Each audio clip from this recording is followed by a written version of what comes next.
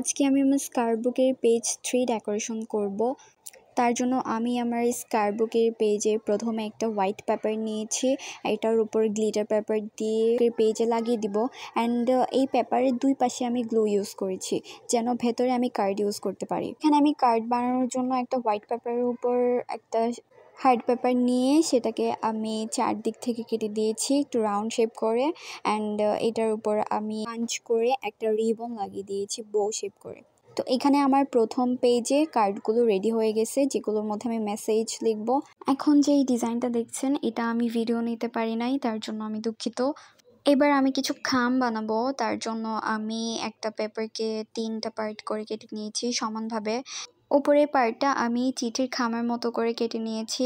এবার এটার মধ্যে আমি একটা ব্লু হার্ড পেপার লাগিয়ে দিব, যেগুলো খামের ডিজাইন করেই হবে। অ্যান্ড আমি এখানে 2টা খাম ইউজ করেছি।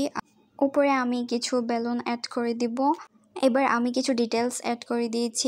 এই তো আমার স্কার্টবুকের পেজ 3 রেডি হয়ে গেছে। আজকের ভিডিও এই পর্যন্তই। আল্লাহ হাফেজ।